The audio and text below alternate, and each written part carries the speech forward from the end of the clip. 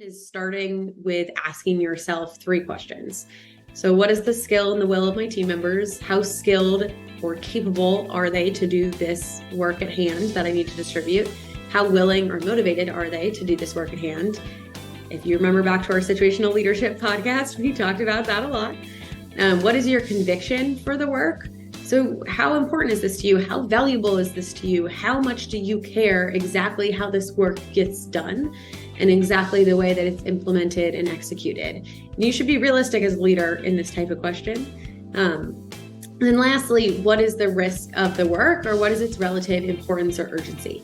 If this is the most important, urgent, risky work that you're doing as a team, that's really going to impact who you're going to delegate it to and how much you're going to be monitoring or caring about it.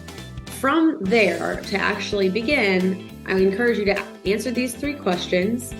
And then as Jacqueline shared, the first thing you're going to say is, okay, based on those, is this something I need to do myself, or is this something I need to delegate?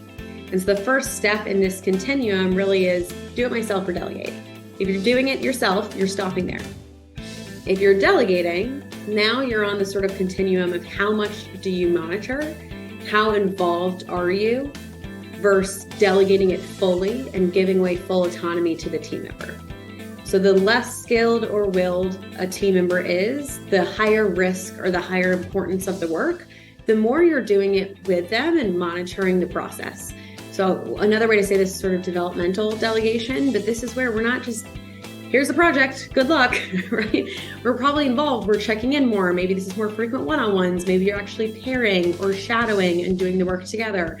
Maybe it's regular daily or weekly reporting on progress where they're letting you know how things are going, right? So any form of monitoring that suits the skill level of the team member, how willing and motivated they are to do the work, how important and impactful the work is, how risky it is. Like, is this your most sensitive client, right? And then also how urgent it is. If this is something with a tight timeline, you're probably going to set smaller micro timelines to check in to make sure you meet that tight timeline at the end.